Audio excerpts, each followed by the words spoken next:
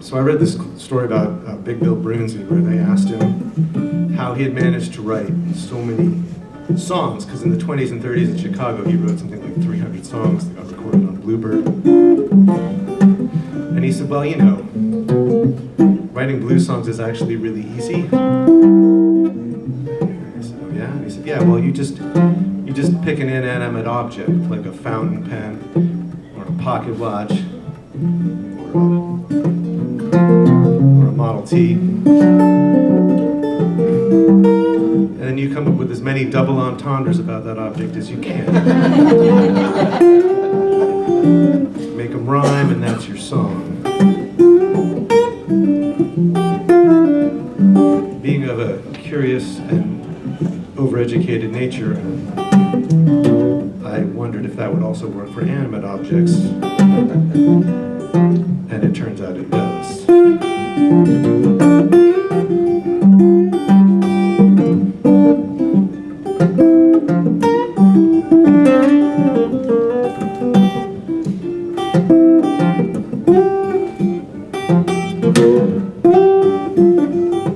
No spitting, no spurs, don't tug on the mane.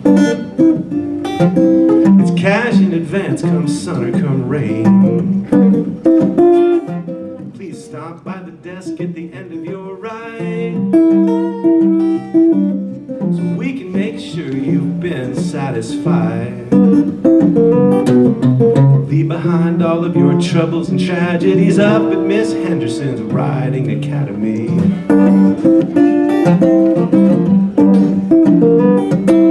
Most of the regulars each time they call head without fail to their favorite stall.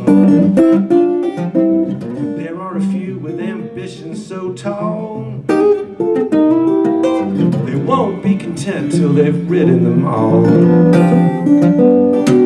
No knowledge required of a horse's anatomy up at Miss Henderson's Riding Academy.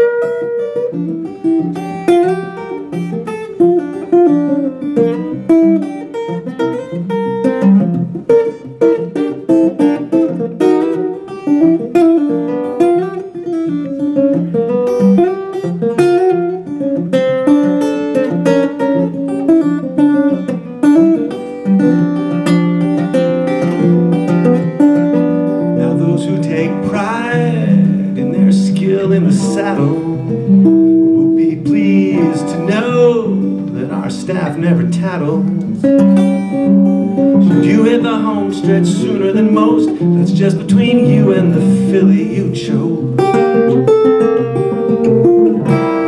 So next time you feel lonely or just a bit blue, and you find yourself with an hour or two,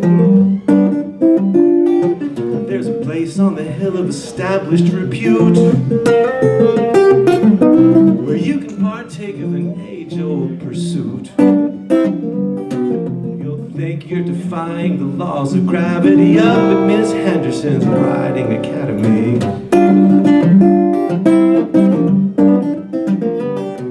You'll think you're defying the laws of gravity.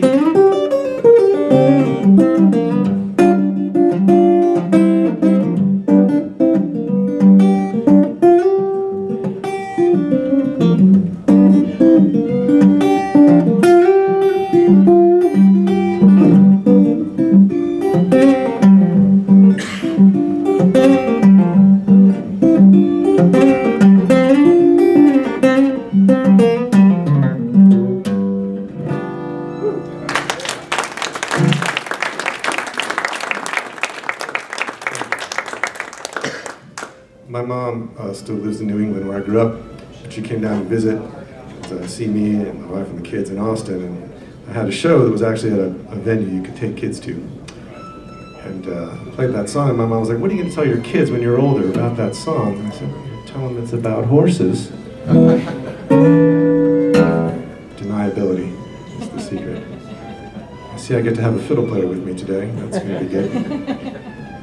Super appropriate, because this next song actually is a Django Reinhardt tune.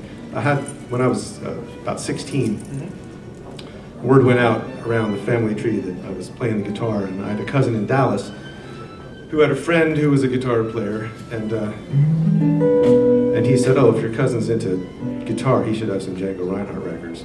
So they sent me up some records for my birthday. And I think if I'd heard the records about 2 years earlier, I'd be standing here playing the fiddle, because I really loved the Stephen Grappelli playing on those records. And I was a failed violinist at that point. They got me a guitar on the condition that I kept practicing the violin. It lasted about a week. But I heard this song on the record, and it took me 30 years to have the idea that maybe I should actually learn it and play it. So here it is.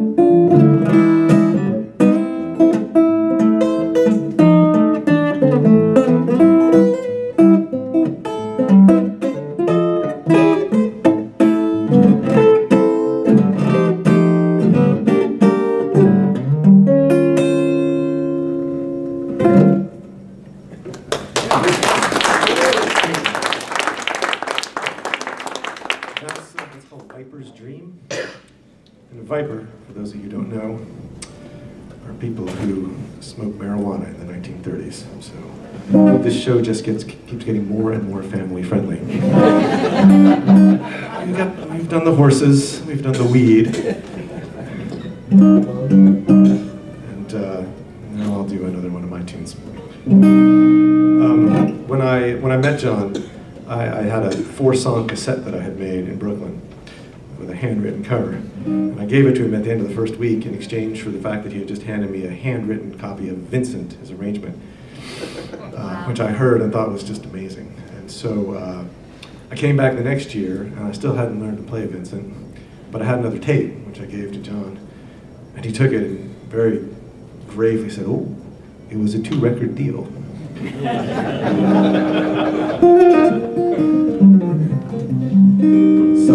it's really fantastic to be here. This is like a whole other universe I didn't really know existed, except for John's part in it.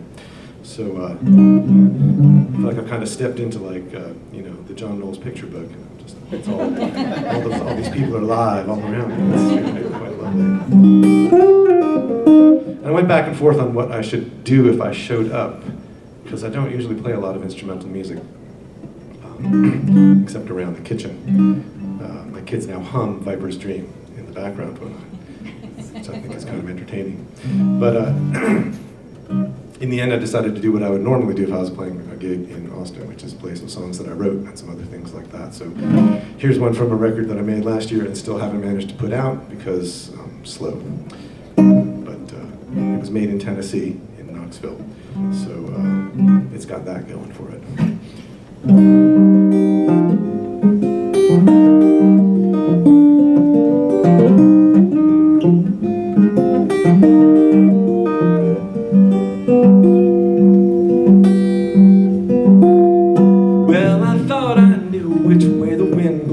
Turns out I didn't have a clue. Now I'm captain of a ship that's got no crew. I don't have a compass or a map, and I don't have a you. No, I don't have a compass or a map, and I don't have you.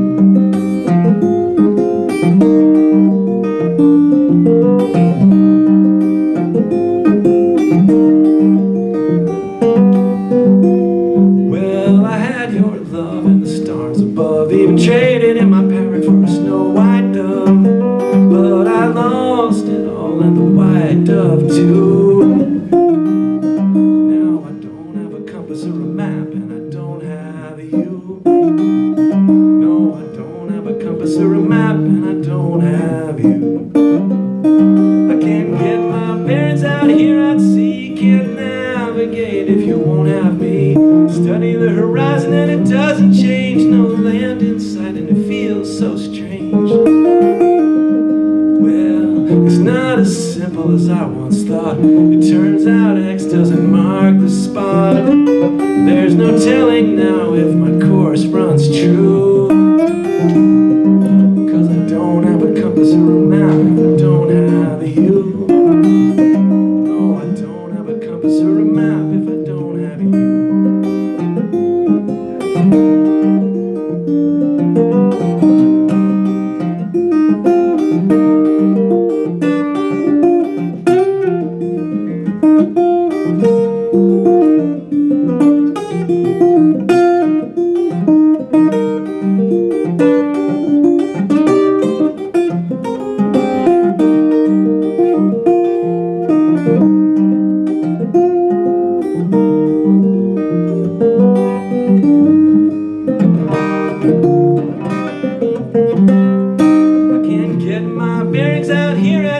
Can't navigate if you won't have me.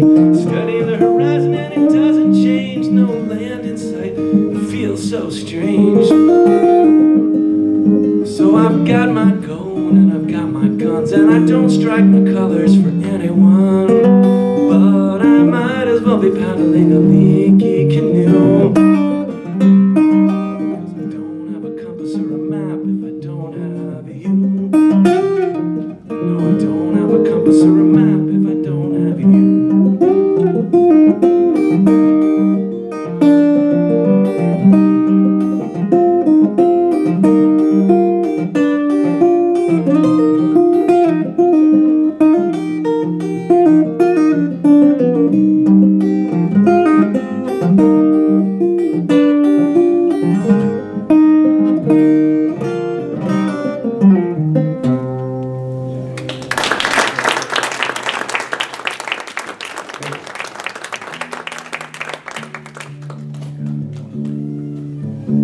So I grew up in New England,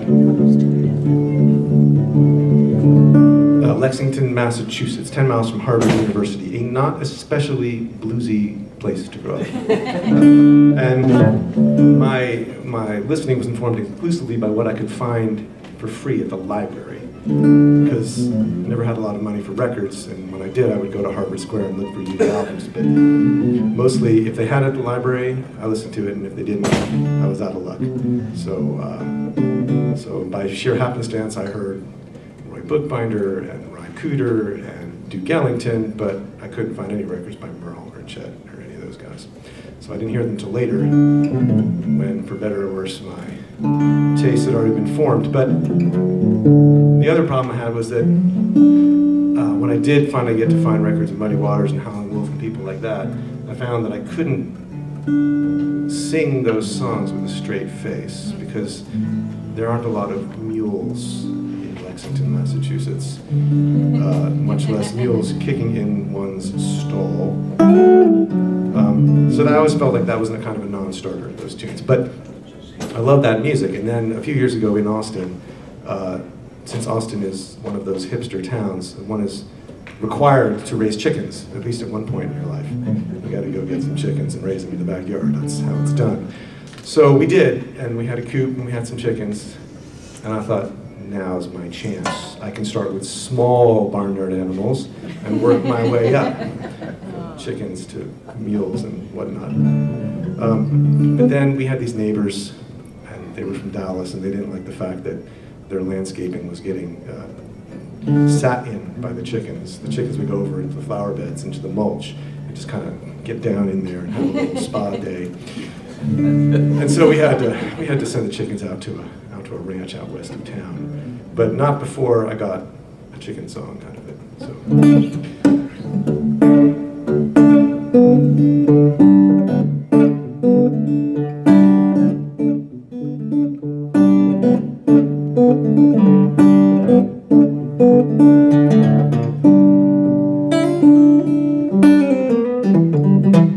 A chicken is a bird that grows from a chick. Doesn't need a wig or a walking stick. It pecks in the gravel and it pecks in the yard.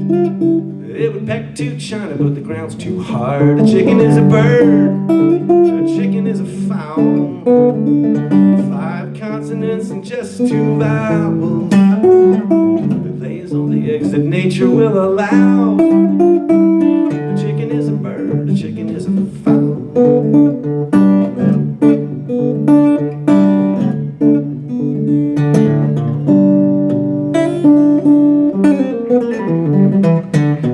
Is a mammal with a bad rap sheet.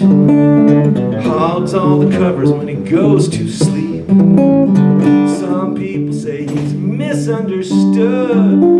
You can tell it to the chicken, but it does no good. A chicken is a bird. A chicken is a fowl.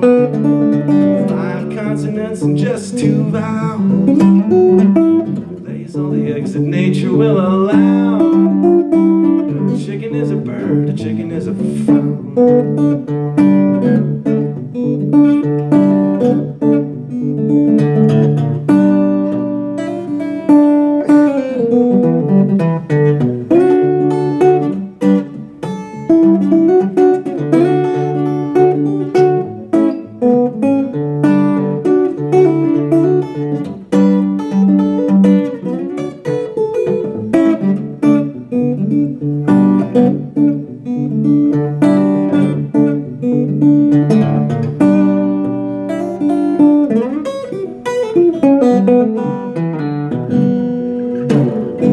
Ducks in the bathtub making gin. That didn't go so great. Turkeys in the straw reading Huckleberry Finn.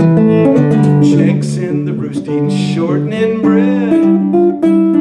Up all night making crumbs in the bed. A chicken is a bird. A chicken is a fowl. 5 consonants and just 2 vowels. Lays all the eggs that nature will allow.